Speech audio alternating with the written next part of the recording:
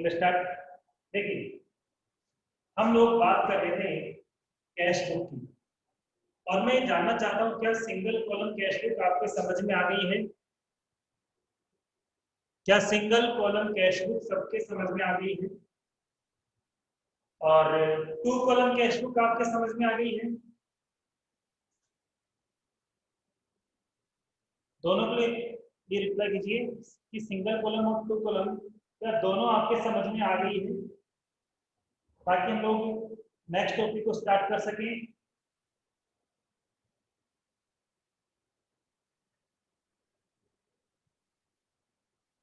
Okay, अब हम आगे बात करते हैं।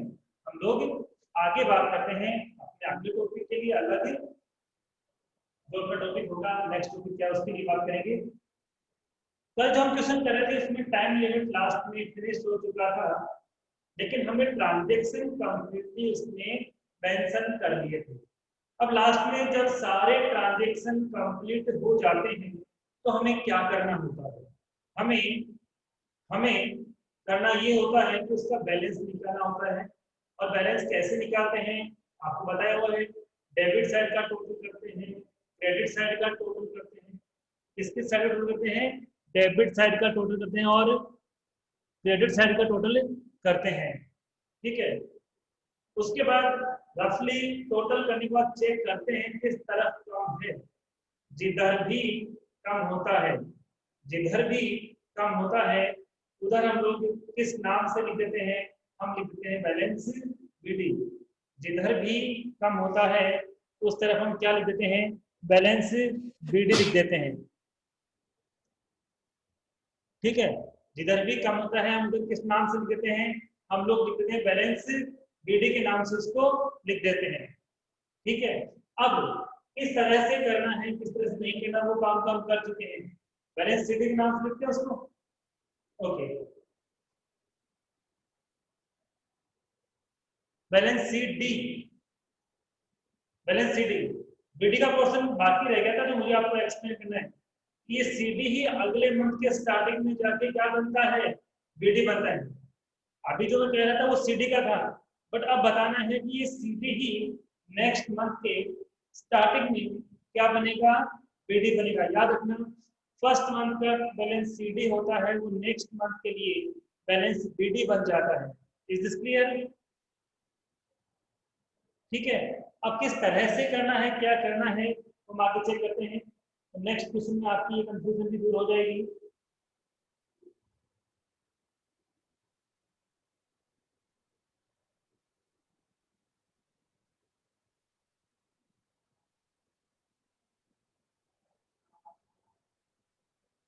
अब देखिए, ध्यान देना सभी, हमने कौन कौन सी कैश बुक पढ़ी है? हमने पढ़ा है सिंगल कॉलम कैश बुक और हमने पढ़ा है double column cash book. Three column cash book आपके सिलेबस में नहीं दी गई है। थ्री कॉलम कैश बुक आपके सिलेबस में नहीं दी गई है, और डिस्काउंट वाले ट्रांजेक्शन आपको कैश बुक में दिए ही नहीं गए हैं। इसका मतलब हमारे यहाँ न्यूमेरिकली बात करें तो सिंगल कॉलम कैश बुक और two column cash book. Single column cash book में ओनली कैश का कॉलम है, और टू कॉलम कैश बुक में आपके सिलेबस के अकॉर्डिंग कैश और बैंक का है। इसका है कैश और बैंक का है, डिस्काउंट का नहीं है, इसलिए वो हमें करना ही नहीं है। हमें टू कॉलम कैश बुक में केवल किस किस का कॉलम बनाना है? तो हमें बनाना है कैश का और डिस्काउंट का। आज हम एक दूसरे टॉपिक के ऊपर चलते हैं। आज हम एक दूसरे टॉपिक के ऊपर चलते हैं जो कि एक तरह से कैश बुक का ही पार्ट है। किसका पार्ट है? कैश बुक का ही पार्ट है। अब वो पार्ट क्या है? हिंदी में तो हम उसे कहेंगे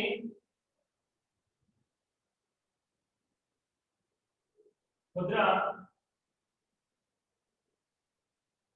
ब्रोकर वही। क्या बोलेंगे? खुदरा ब्रोकर वही, पेटी कैश बुक। ये हमारे सामने एक नया वर्ड आ गया है। ये हमारे सामने एक नया वर्ड आ गया है, और इससे हमें किस तरह से करना है, किस तरह से इसका फॉर्मेट बनेगा, किस तरह से इसमें क्या करना है, किस तरह से करना है, वो सारी बातें हमें करनी है। ठीक है, तो बात करते हैं आगे हम लोग, आगे हम इस टॉपिक को कंटिन्यूस करके बात करते हैं। 1 सेकेंड। हाँ, तो देखिए किस तरह से हम एप्लीकेशन चलाते हैं। तो सबसे पहले एक छोटा सा एग्जांपल लेते हैं। बिजनेस में बिजनेस का ओनर है, एक अकाउंटेंट है। ओके, अब क्या होता है कि बिजनेस के अंदर बहुत सारे छोटे मोटे खर्चे होते रहते हैं। किसी को हमने वेजेस पे कर दी, कोई कस्टमर आया उसको हमने चाय पिला दी, कभी कोई पेन की इंक खत्म हो गई, कभी कोई नोटबुक खत्म हो गई तो जिनका रिपोर्ट रखना है, कोई बल्ब फ्यूज हो गया। तो ऐसे छोटे मोटे खर्चे बिजनेस में बहुत सारे होते हैं। छोटे छोटे खर्चे हैं, स्मॉल एक्सपेंसेस हैं, बहुत सारे होते हैं। अब इन पैसों का जो रिकॉर्ड रखना है वो किसको रखना है? अकाउंटेंट को रखना है। किसको रखना है? अकाउंटेंट को रखना है। साथ में अकाउंटेंट इन खर्चों के लिए पैसा यदि बार बार बिजनेसमैन से लेगा, बार बार किससे लेगा? बिजनेसमैन से लेगा, तो क्या उसका जो बिजनेस है वो इफेक्ट नहीं होगा? जैसे बिजनेस में बिजनेस से बैठा है, कस्टमर को डील कर रहा है और अकाउंटेंट आया कि हाँ उसको चाय पिला दी, पैसे दो। अभी वो गया था, फिर लौट के आया कि एक मजदूर आ गया था, लेबर आ गया था, उसको हमने वेजेस पे कर दी, उससे पैसे लेने आ गया।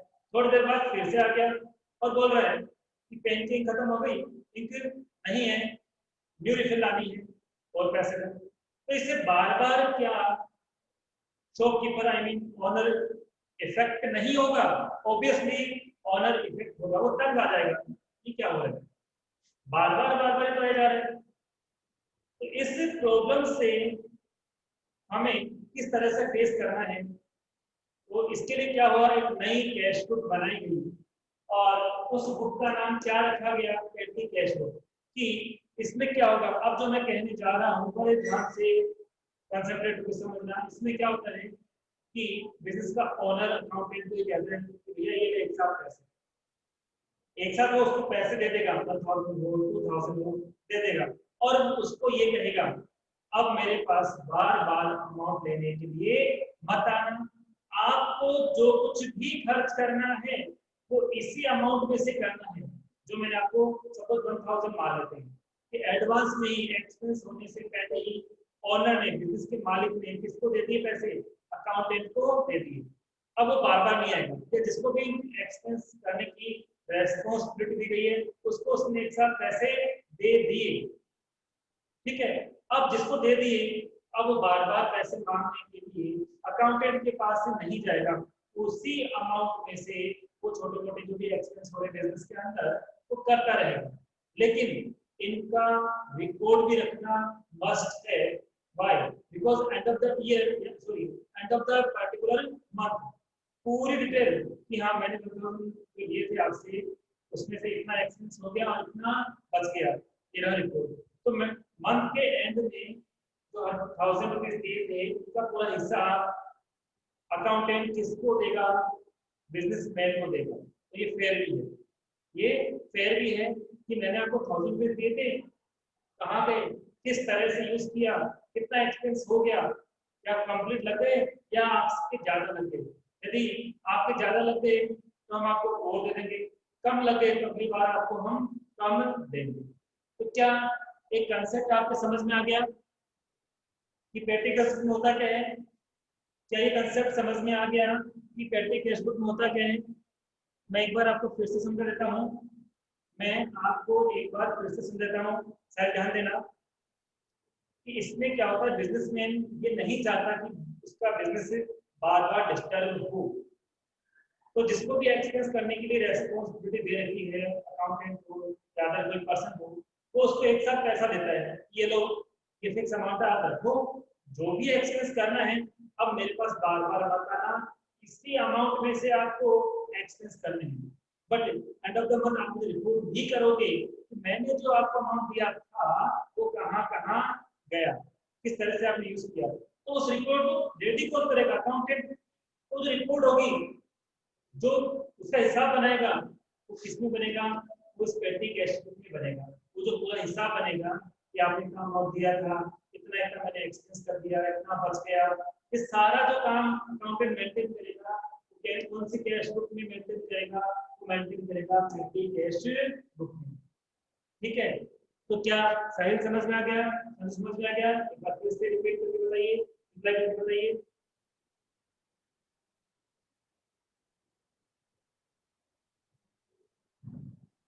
साहिल रिप्लाई करके बताइए।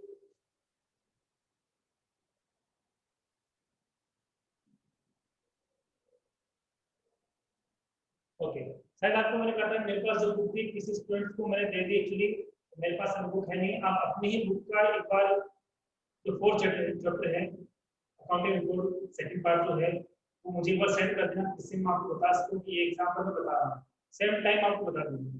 ओके, अब हम पेटी कैश बुक के फॉर्मेट की बात करते हैं कि पेटी कैश बुक का फॉर्मेट क्या होता है। पेटी कैश बुक का फॉर्मेट क्या होता है, अब हम इसकी बात करेंगे। तो देखिए, सबसे पहले हम लोग बनाएंगे रिसिप्ट का। सबसे पहले हम कॉलम किसका बनाएंगे? हम बनाएंगे सबसे पहले कॉलम रिसिप्ट का बनाएंगे। रिसिप्ट का कॉलम बनाने के बाद, रिसिप्ट का कॉलम बनाने के बाद अगला जो कॉलम बनाएंगे वो बनाएंगे डेट का। किसका बनाएंगे? डेट का बनाएंगे। Is this clear? ये दो कॉलम तो बन गए। इसका कॉलम अलग है, जो हमने single column cash book, two column cash पढ़ी थी, वैसा नहीं है, अलग है। किस तरह से? देखिए, फर्स्ट कॉलम कौन सा बनेगा? रिसिप्ट का। सेकंड कॉलम डेट का। Is this clear? उसके बाद क्या होगा? तो देखिए, यहां मैं मेंशन करता हूं पर्टिकुलर्स। मैंने क्या मेंशन किया? पर्टिकुलर्स मैंने कॉलम मेंशन किया है। एक बार फिर से यहां तक की बात कर लेते हैं। फर्स्ट कॉलम कौन सा बनेगा? फर्स्ट कॉलम कौन सा बनेगा? रिसीवर्ड बनेगा, नेक्स्ट डेट बनेगा, फिर पर्टिकुलर बनेगा। उसके बाद क्या बनेगा? तो उसके बाद बनेगा आपका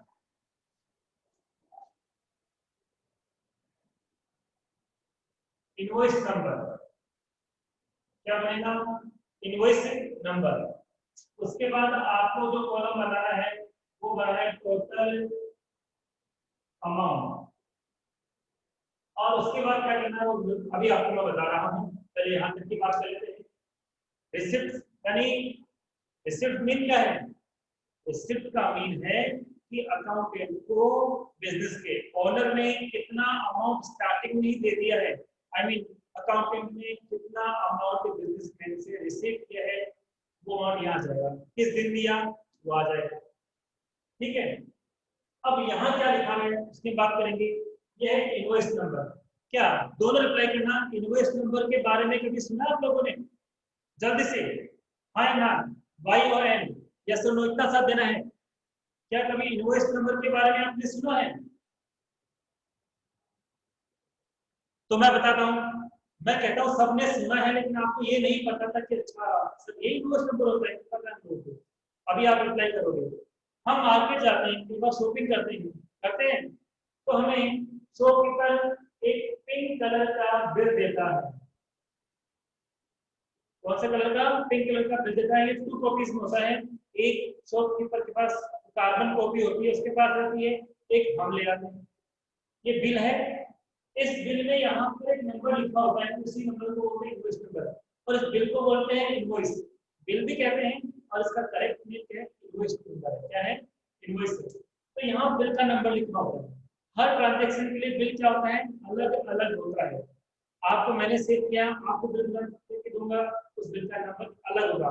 फिर मैं किसी थर्ड पार्टी को, आपके अलावा किसी और को गुड सेल करूंगा, उसका इनवॉइस नंबर अलग होगा। तो हर ट्रांजेक्शन का इनवॉइस नंबर भी क्या होगा? अलग अलग होगा। आई मीन बिल नंबर अलग अलग होगा। अब समझ में आ गया कि इनवॉइस नंबर कौन सा होता है? बिल नंबर को ही इनवॉइस नंबर कहते हैं। बिल नंबर को ही क्या बोलते हैं? इनवॉइस नंबर कहते हैं।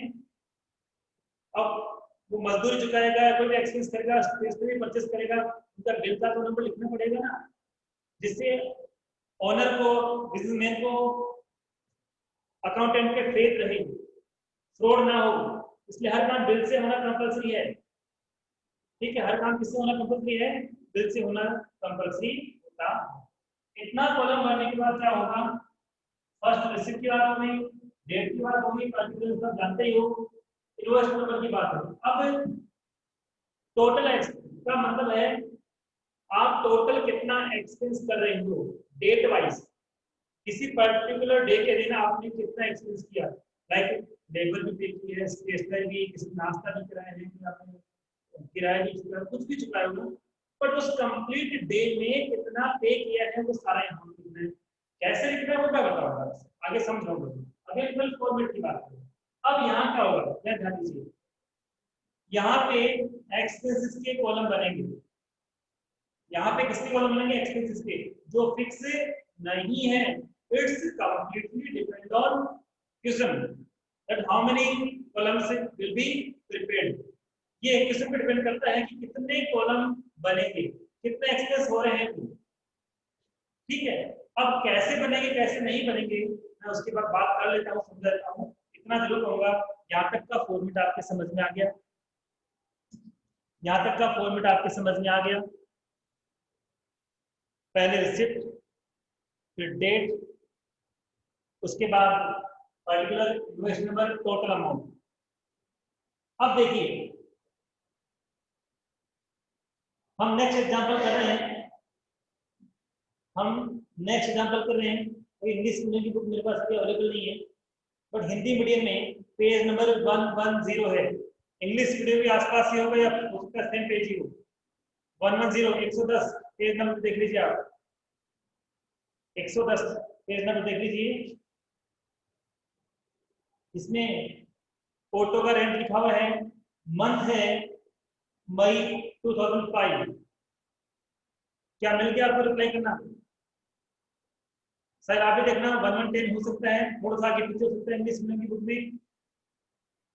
ऑटो रेंट के नाम से मंथ में था, और फर्स्ट मंथ में जो ऑटो रेंट है 55 रुपीज है।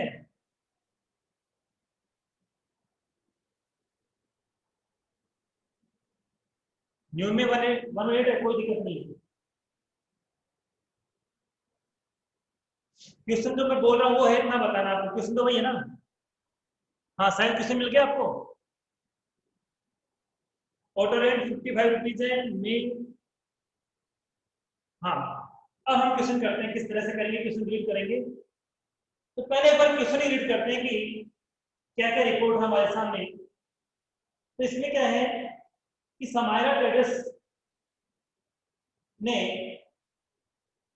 कैशियर कौन था? समायरा एक ट्रेडर्स है, उसका कैशियर था मोहित। और मोहित फर्स्ट में 2005 को कितना अमाउंट मिल रहा है? 2000 का अमाउंट रिसीव हुआ है।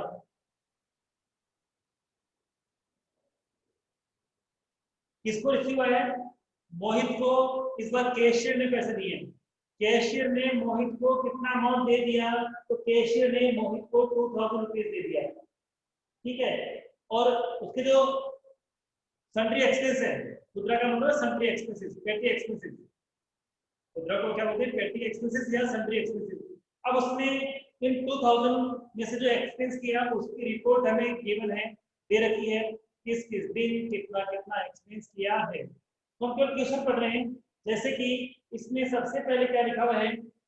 ऑटो रेंट है, कुरियर है, पोस्ट डाक चार्जेस है, ठीक है, रबर है, स्पीड पोस्ट है, टैक्सी रेंट है, रिफ्रेशमेंट है, ऐसे कुछ एक्सपेंस दिया हुआ है। इन सबको हमें इसके अंदर लिखना है। अब क्या होता है कि जो एक्सपेंस रिपीट नेचर का है उसको तो हम अलग से कॉलम बना लेंगे। जो एक्सपेंस रिपीट नेचर का बार बार हो रहा है मे मंथ में, उसके लिए तो हम क्या करेंगे? कॉलम एक ही बार बनाएंगे, बार बार नहीं बनाएंगे। लेकिन जो एक्सपेंस पूरे मंथ में हुआ ही एक ही बार है, तो उसका अलग कॉलम बनाने के बजाय क्या अच्छा रहेगा कि उसको डाल दें लास्ट में अदर एक्सपेंसेस। इसमें डाल दें अदर एक्सपेंसेस। इससे क्या होगा? इससे ये होगा, इससे ये होगा कि हमारे जो कॉलम है उसके लिए हमारा जो स्पेस है वो सफिशिएंट रहेगा, अदरवाइज हमें स्पेस नहीं मिलेगा। तो अब हम देखते हैं, एक तो हमारे सामने ऑटो रेंट आया था, एक तो हमारे सामने कौन सा था, ऑटो रेंट आया था। तो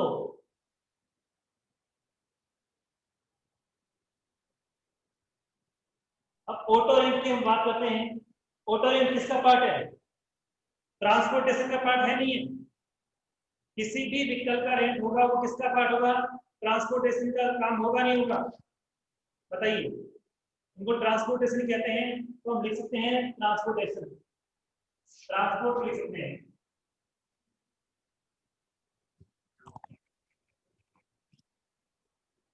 कॉलम कोई भी आगे पीछे हो सकता है, बस आपको बनाना जरूर है। मैं पहले किसी और एक्सप्रेस के नाम भी लिख सकता हूँ, वो कोई मैटर नहीं होगा, मैटर इतना होगा कि आपको मेंटेन करना है कॉलम। तो मैंने कौन सा बनाया पहले, ट्रांसपोर्ट। अब इसमें क्या आएगा, ट्रांसपोर्ट से रिलेटेड जितने भी एक्सपेंस हो इसी में आएंगे। अब हमारे क्वेश्चन के अंदर जैसे कुरियर की बात करें और इसमें डाक टिकट वगैरह भी है, तो पोस्ट ऑफिस से रिलेटेड जितने भी एक्सपेंस होते हैं उनको बोलते हैं पोस्टेज। पोस्ट ऑफिस से रिलेटेड जितने भी एक्सपेंस होते हैं उनको हम क्या बोलते हैं, पोस्टेज। तो जितने भी पोस्ट ऑफिस से रिलेटेड एक्सपेंस है उनका कॉलम हम अलग से बना लिया, ट्रांसपोर्टेशन का अलग बना लिया, ट्रांसपोर्टेशन का अलग बना लिया, पोस्टेज का हमने अलग बना लिया। ठीक है, और आगे देखते हैं और कौन सा एक्सपेंस है जो हमें रिपीट नेचर का लगता है।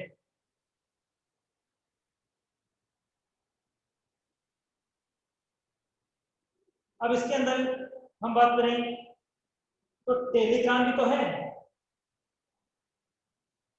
इसमें हम बात करें टेलीग्राम भी है, फोटो की भी एक्सपेंस भी आ रहे हैं, तो फोटो कॉपी वगैरह किसके पार्ट होंगे, फोटो कॉपी वगैरह किसके पार्ट होंगे, स्टेशनरी के पार्ट होंगे, किसके पार्ट होंगे, स्टेशनरी के पार्ट होंगे। Is this clear, is this clear.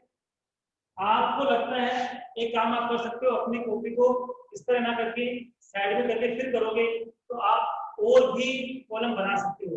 मैं नहीं बना सकता, क्यों, क्योंकि मेरा वो यही कंप्लीट हो गया। आगे बनाऊंगा आपको नजर नहीं आएगा, दिखाई नहीं देगा। मैं तो एग्जाम्पल के वे पे कुछ मैंने बात बताई, ठीक है। आप इस तरह से उपयोग करोगे आपको स्पेस मिल जाएगा, आप और भी कॉलम बना सकते हो, या आप पे डिपेंड करता है। मेरे पास स्पेस इतना ही है, ठीक है। हमें इसलिए वर्क कैसे करना वो बता रहा हूँ। कॉलम और भी बन सकते हैं, ये मैंने आपको बताया, कि डिपेंड करता है किसके ऊपर। मैं मेरे बोर्ड पे भी आपको उस कॉलम में बना के बता रहा हूँ, जस्ट लाइक एग्जाम। अब हम इसको शुरू करते हैं कि इसको शुरू करना कैसे, ठीक है। तो सबसे पहले हमारे सामने क्या ट्रांजेक्शन था कि उसको कितना अमाउंट रिसीव हुआ, कितना अमाउंट रिसीव हुआ और कब हुआ। तो सबसे फर्स्ट कॉलम कौन सा है, रिसीव का ही तो है, इसलिए हमने उसमें कितना अमाउंट लिख दिया, हमने उसमें लिख दिया 2000 रुपीज, क्योंकि मोहित को अपने कैशियर से इतना ही मिला था। रिसीव किया तो 2 कैश, किस नाम से दिया, 2 कैश, कितना कैश मुझे मिला। आई बात समझ में, कितना कैश उसको मिला है, उसके पास कैश आया है, तो उसके पास आया है तो बिजनेस के पास से तो गया है ना, उसके पास तो आया है तो बिजनेस के पास से गया है ना, और बिजनेस के ही तो है सारे काम। इसलिए जब कैश जाता है तो डीआर होता है या सीआर होता है, आप बता दीजिए मुझे, बताइए जल्दी से। बिजनेस ने दिया हो या कैशियर ने दिया हो, वही तो अमाउंट दिया है, तो बिजनेस के पास कैश आया या गया, इसलिए 2 लिखा हमने। 2 का मतलब क्या होता है, 2 का मतलब सीआर होता है, इसलिए 2 में लिखा। Is this clear. अब देखिए यहाँ पे पर्टिकुलर का एक ही कॉलम बनता है, यदि 2 वाले ट्रांजेक्शन है यानी सीआर वाले हैं तो भी इधर रहेंगे, और डीआर वाले ट्रांजेक्शन है तो भी इसी कॉलम में आएंगे। इसी में 2 लिखना है और इसी में बाय लिखना है। क्या बात समझ में आ गई, इसी में 2 यूज करना है और इसी के अंदर में बाय यूज करना है, ठीक है। तो अब हम बात करते हैं डेट की। तो डेट क्या थी, डेट थी 2005 2005 फर्स्ट में 2005 फर्स्ट में डेट थी। अमाउंट तो आ गया। अब इस अमाउंट का यूज भी तो किया गया है, इसको हमने यूज भी तो किया है, किस तरह से यूज किया है वो हम देख लेते हैं। किस तरह से यूज किया है वो हम देख लेते हैं। सबसे पहले ऑटो रेंट पे किया है 2 मई को। सब 2 मई को ऑटो रेंट,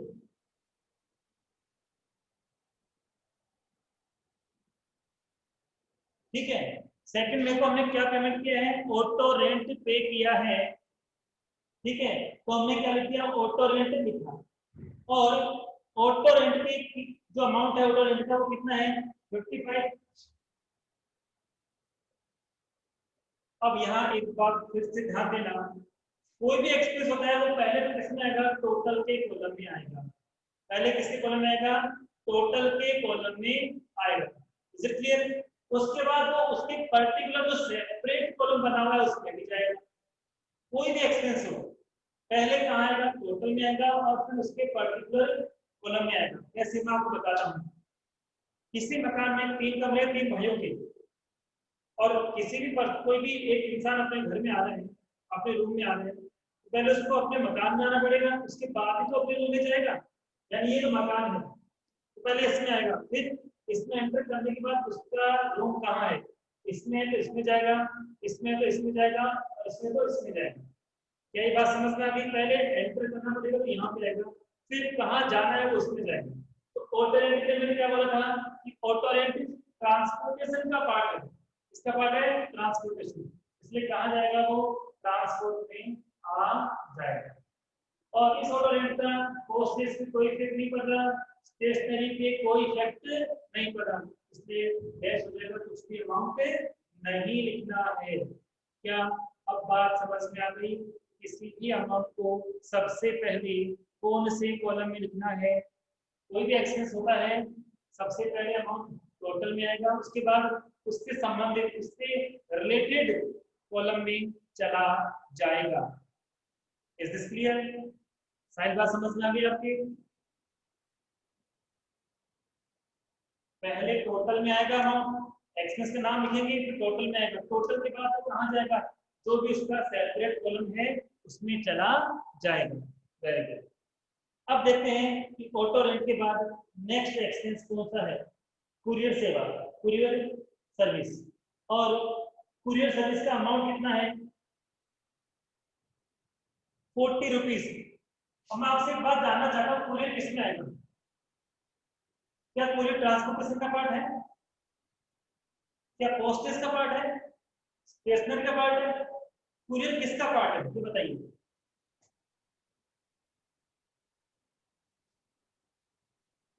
वेरी गुड, क्योंकि कुरियर करता कौन, पोस्ट ऑफिस के थ्रू होता है। तो मैंने कहा था कि पोस्ट ऑफिस के जितने भी एक्सपेंस होते हैं वो किस नाम से लिखे जाते हैं, पोस्टेज के नाम से लिखे जाते हैं, याद रखिए। आई रिपीट, पोस्ट ऑफिस से रिलेटेड जितने भी एक्सपेंस होंगे वो किस नाम से लिखे जाएंगे, पोस्टेज के नाम से। और कुरियर सर्विस भी एक तरह से उसी तरह से हमें कोई इंफॉर्मेशन है वो कहीं बाहर भेजनी है, कुरियर के थ्रू या किसी और सोर्सेस के थ्रू, ठीक है। तो इस बार सबसे पहले अब मैं वैसे समझा रहा हूं आपको, यहाँ क्या लिखा जाएगा, डेट, यहाँ पे कुरियर टू कुरियर, उसके बाद अमाउंट किसमें आएगा, टोटल में आएगा, किसमें आएगा, यहाँ टोटल पे आएगा। टोटल के बाद वो यहाँ तो नहीं आ सकता ना यहाँ आ सकता है, पोस्टेज से रिलेटेड है तो फिर वो पोस्टेज के कॉलम में चला जाएगा। तो यहाँ तो कुछ नहीं करना, आपको एक्सप्रेस के नाम लिखने हैं, जो भी नाम वो लिख दो, मेटल यहाँ पे है, ये तो आपको दिया जाएगा क्वेश्चन के अंदर, आपको तो यहाँ एक्सपेंस का नाम लिखना है, लेकिन मेटल क्या है, यहाँ पे क्यों नहीं आएगा, बाय आएगा। क्या आएगा, बाय, क्योंकि मैंने आपको कैश बुक के टाइम पे बताया था, कोई भी इनकम या पैसा आता है तो टू में आता है, और कोई भी एक्सपेंस हो जाता है, आई मीन पैसा जाता है तो टू में नहीं आता, वो बाय में आता है। और यहाँ दोनों ही एक ही कॉलम में लिखना है, तो पैसा आ रहा है टू में, जा रहा है बाय में। आई बात समझ में, 40 40 इस तरह से हमें ट्रांजेक्शन लिखा है। इसके बाद हम आगे बढ़ते हैं कि आगे क्या लिखा हुआ है। फिर है इसके अंदर डाक टिकट कितने की है, तो यहाँ पे बाई पोस्टेज टिकट या डाक टिकट लिख सकते हैं। अमाउंट पहले यहाँ पे आएगा, अमाउंट पहले यहाँ में आएगा और यहाँ पर कितना अमाउंट आएगा। इसका जो अमाउंट है, इसका जो अमाउंट है तो आपके क्वेश्चन लिखा 105, तो पहले इसमें आएगा 105। ट्रांसपोर्ट से रिलेटेड है नहीं, इसका रिलेशन भी किससे है, पोस्टेज से होता है। किससे होता है, पोस्टेज से होता है। क्या यहाँ तक का कंसेप्ट समझ में आ गया कि इसमें तो केवल एक्सपेंस के नाम लिखते जाना है, उसके बाद उसको कहाँ लिखना करें, टोटल के कॉलम में लिखना है। टोटल के कॉलम में लिखने के बाद उसके सेपरेट कॉलम में लिख देना है। यहाँ के एक्सपेंस के नाम जो भी गिवन है लिख दो, पहले टोटल में लिखो, टोटल में लिखने के बाद उसका जो भी सेपरेट कॉलम बना हुआ है उसमें भी उसको आप नोट कर दो। ठीक है, अब इसी तरह आगे बढ़ते हैं। आगे कौन कौन से एक्सपेंस है, रबर, कटर, पेंसिल, बताइए किसमें आएगा, जल्दी से बताए कोई भी, समझो कोई भी। रबर, कटर, पेंसिल ये कौन से में जाएगा, क्या ये ट्रांसपोर्ट में आएगा, very good. Rubber, cutter, stationery सब स्टेशनरी के पार्ट है, ये सब किसके पार्ट है, स्टेशनरी के पार्ट है, वहीं तो मिलेगा। हम कहते हैं कि आपको रबर लाना हो, कटर लाना हो, शॉप में लाना हो, कहाँ जाओगे, रेस्टोरेंट पे जाओगे, अलवाई की दुकान पे जाओगे, नहीं, कहाँ जाओगे, स्टेशनरी की दुकान पे मिलेगा आपको। इसलिए हमें कहाँ जाना पड़ेगा, स्टेशनरी की दुकान पे ही जाना पड़ेगा। ठीक है, इसका मतलब रबर और कटर उनका रिलेशन किससे, स्टेशनरी से। यहाँ पे रबर कटर लिख देंगे। फिर अमाउंट कहाँ आएगा, पहले टोटल के कॉलम में आएगा, उसके बाद वो स्टेशनरी के कॉलम में चला जाएगा। इज दिस क्लियर, क्या दोनों के समझ में आ गया है। उसके बाद हमारे पास क्या है, स्पीड पोस्ट। उसके बाद हमारे पास कौन सा है, स्पीड पोस्ट।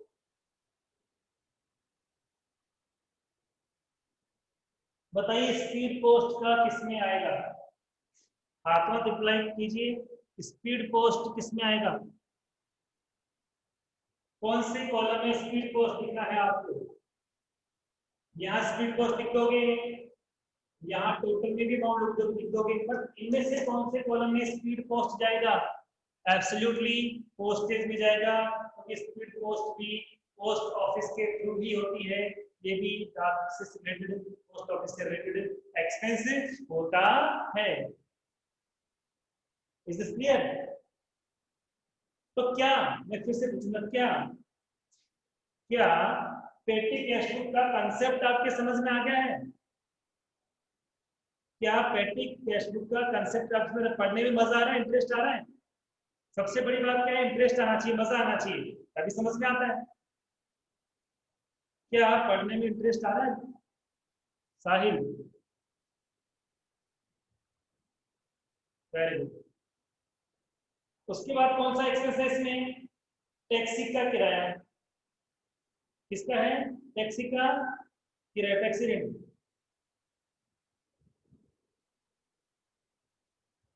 नेक्स्ट क्या है, टैक्सी रेंट।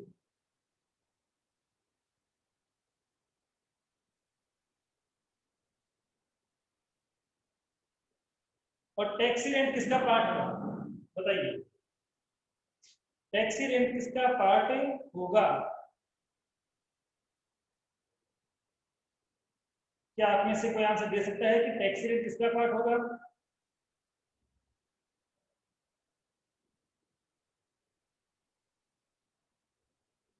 जल्दी से बताइए।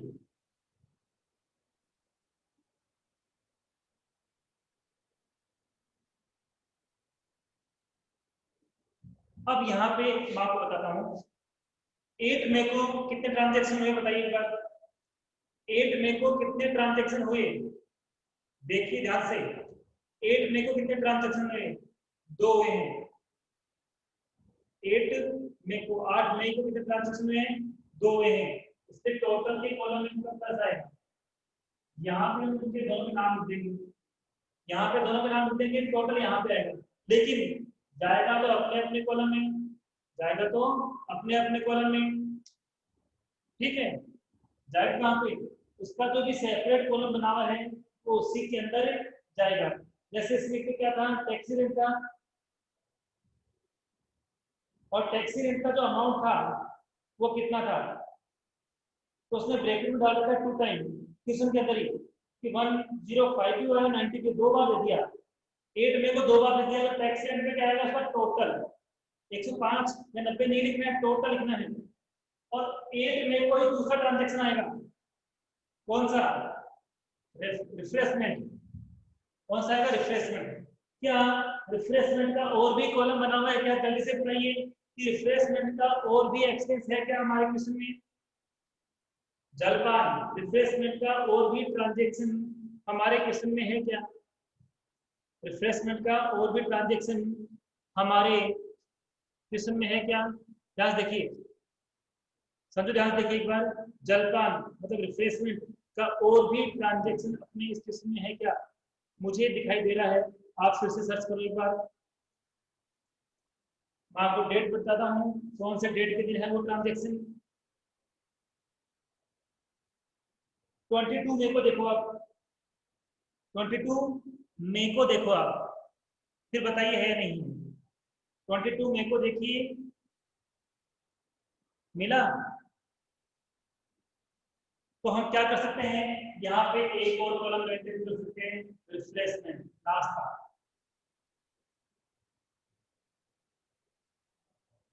रिफ्रेशमेंट का हम जलपान नाश्ता बोलते हैं। तो इसलिए हम क्या करेंगे, यहाँ तो रिफ्रेशमेंट लिख देंगे, टोटल में अमाउंट आ जाएगा, और टोटल में अमाउंट आने के बाद वो अमाउंट उस रिफ्रेशमेंट के कॉलम में भी चला जाएगा। Is this clear?